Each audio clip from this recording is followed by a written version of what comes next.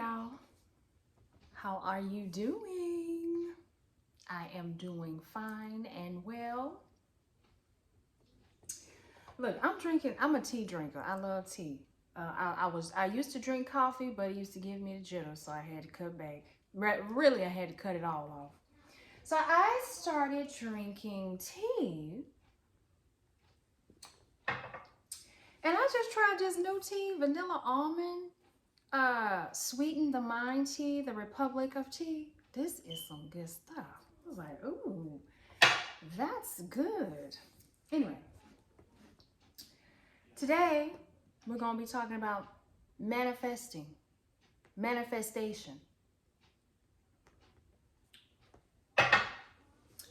What it is, what's the truth behind it? And I'm going to start by saying, no shade to anybody else's, methods, the way you do things, but all of these get rich quick schemes and stuff like that.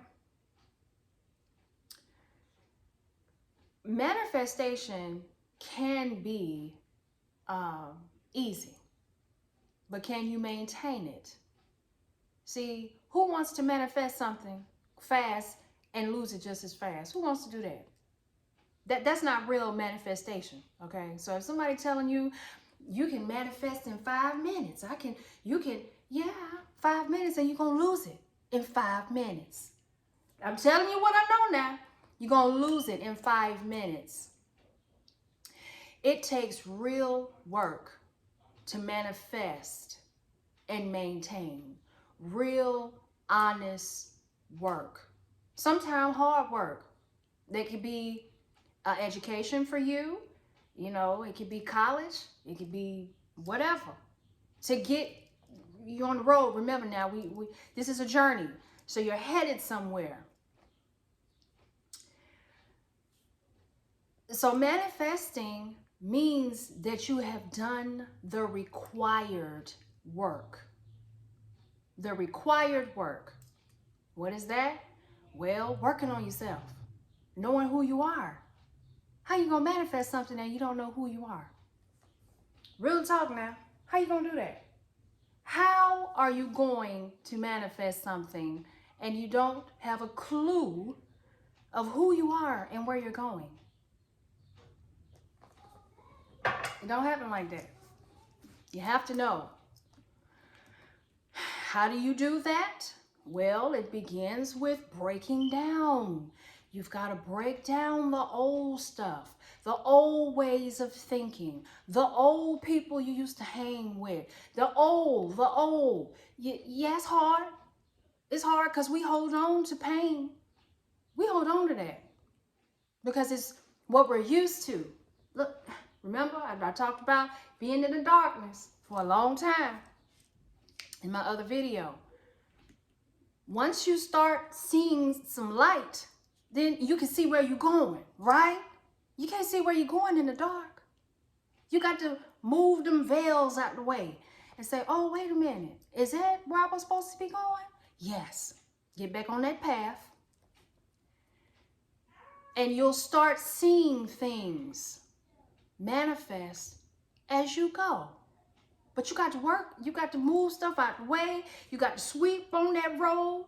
It is not a 5-minute process. It's not. It ain't 10 minutes. It takes time and real effort to change your mindset. That's not overnight. We've been conditioned as a child from our parents, from whoever raised you, grandmama, pastor, auntie, whatever they told you when you was a kid.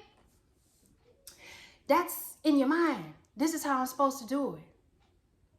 This is how I'm supposed to do this. And sometimes that may not align with your own beliefs because it's your life and your experiences that you've had. What auntie said may not resonate no more. You've got your own path. what daddy said might not resonate no more because you've got your own path to go. So that means you've got to find things out in your own way so that you can manifest the way you need to manifest. Not because somebody else said something. You can't manifest nothing off of what somebody else said. You can't manifest like that. You manifest from within yourself. Oh, well, I want to be a dancer. Okay. You start making a plan. You start connecting with other people that are like-minded. Well, she danced too. Let me go see. Yeah. Well, I remember when my auntie told me that I can't do it like, You see, you got to get rid of that type of thinking. And this is why spirituality is important. Because it helps you really dig inside to find out, why do I think like this? Somebody might have ran up on you and told you something. And subconsciously, you stored it. I mean, you probably was listening or really wasn't listening, but you stored it away. And it pop up. Why I feel like that? Yeah, see, those are blockages. Blockages that need to be healed so that you can move forward. Because work, it requires self-work in order to manifest. And I mean manifesting by you not having to go and look for everything, to chase something. It comes to you. It comes to you. This is some real stuff. You be sitting there writing and somebody call you an opportunity that is right within what you're doing. Yeah, that's what I'm talking about. Manifesting like that. Not having to make all these calls, go down to so-and-so, do all this work. Because did you know, when you're chasing something, it's running away from you, right? When you chase, you'll never catch it. You'll never catch it. No, it needs to come to you. But you got to work on yourself in order for you to be able to manifest this way. Real manifestation, not that fake stuff. Because, the fake stuff come and go. Just as soon as you get it, it's out of there. No, you want to maintain. You want to be able to keep what you get. You want to be able to have a legacy in life that you pass down to your children and their children and their children. This is real manifestation. But you got to work. You got to work on yourself. You got to do it. You got to get rid of those blockages, those old ways of thinking. Hurts and pains. Well, I can't have a relationship because so-and-so did it to me. Well, you're not healed then. You're not. If you still holding on to something somebody did to you some years back, you're not ready for manifesting anything. Because I can tell you right now, it ain't going to happen. If you're unforgiving, you don't forgive, you don't have forgiveness in your heart, you might as well hang manifestation up somewhere. Because you're not. You're not. You have to be clear and ready to receive in order to manifest. And I'm talking about real manifestation here.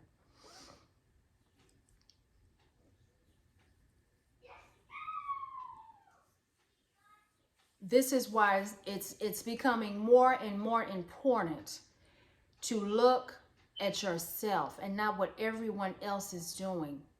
When you're looking at what someone else is doing and you want to copy that, you become a watered down version. It took me a long time to understand that. As a singer, when I was growing up singing different people's songs, I used to think I needed to sound just like them. Well, I need to sound just like Whitney Houston. I need to sound just like, and guess what? It was fake performance. It was a fake performance. It was not me singing.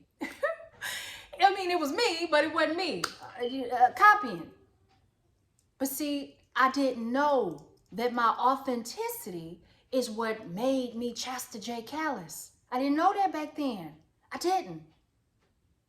I knew what I wanted to sing and what I wanted to do. But I had people in my ear telling me I couldn't do that.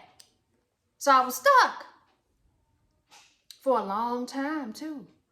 For a long time. Then I had somebody tell me one time, I was singing in church, and this man came up after me, after I got finished, and said, you know what? Your voice is too sexy for church. It's too sexy. And I was thinking to myself, how the hell do you tell somebody that in church? Well, that's the way he felt. But he felt the need to come and tell me that. So you know what that did? It made me look at myself. It made me doubt myself. I said, dang, well, if I'm too sexy in church, well, where, see, it put me in a position of stuck. So I can't do secular, but I can't sing in church because, you know, folks getting horny and shit.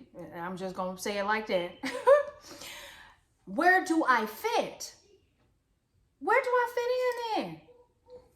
When I tell you I've struggled to fit in, then I finally just got to the point I said, shit, I am who I am, okay?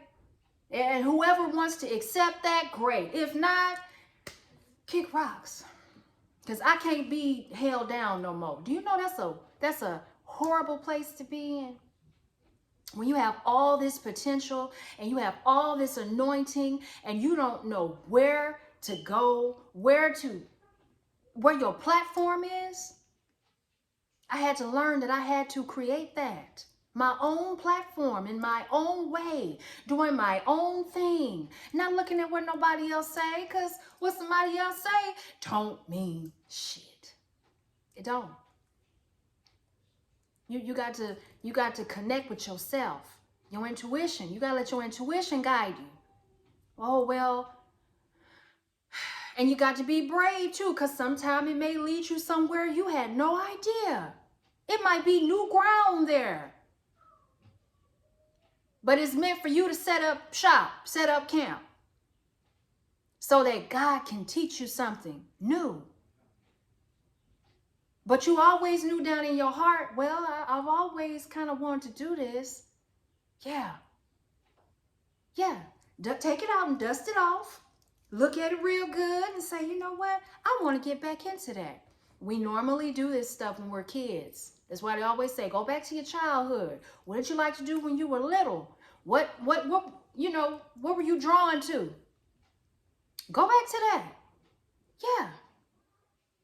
Dust it off. Go back to that and just enjoy the moment.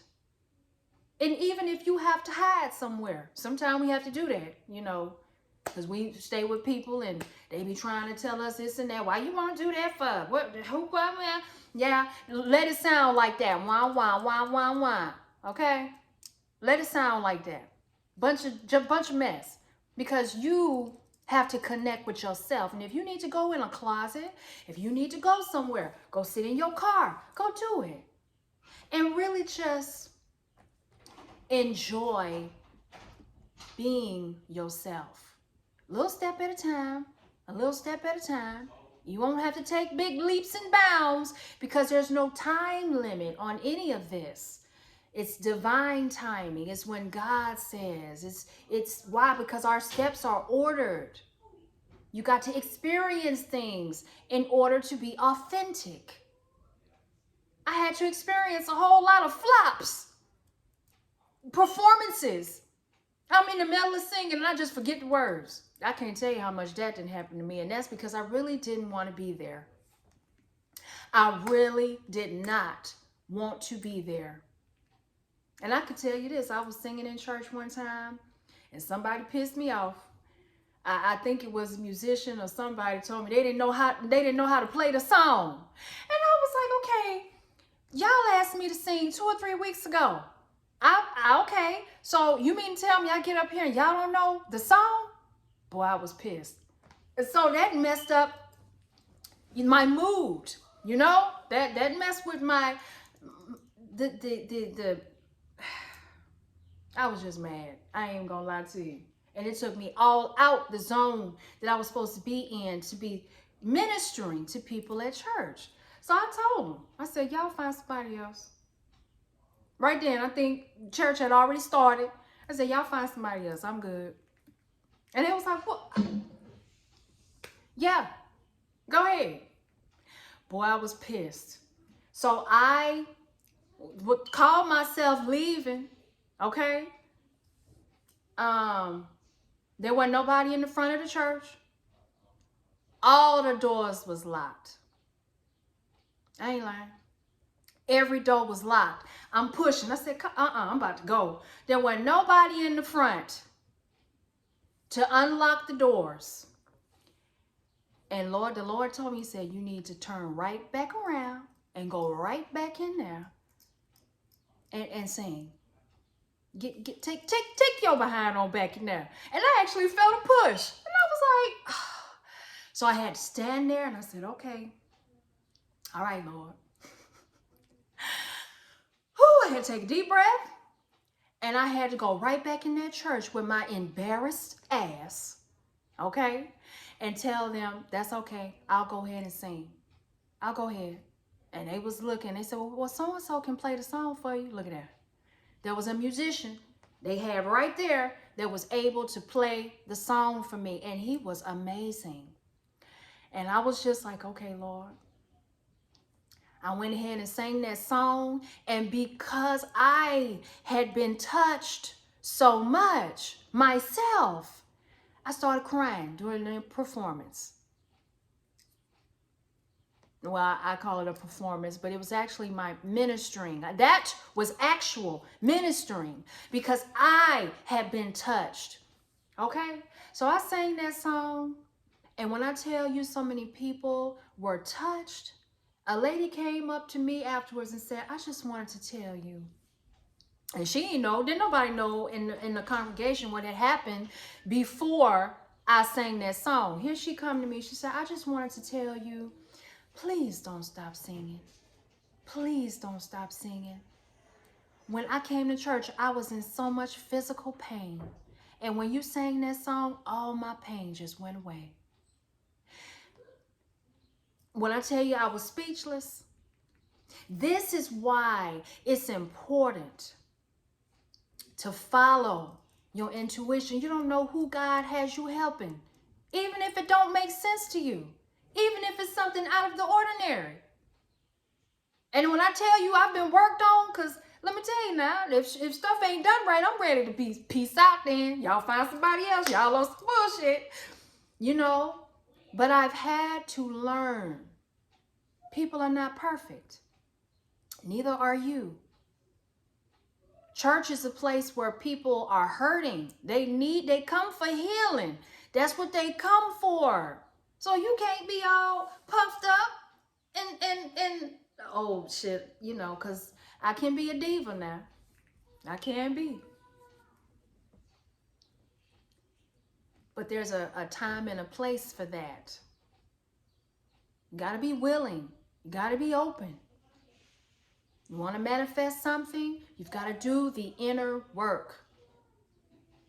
You have to be connected so that you can attract the things that you need to you instead of going and chasing something. You don't chase. You don't have to chase anything. Let it come to you.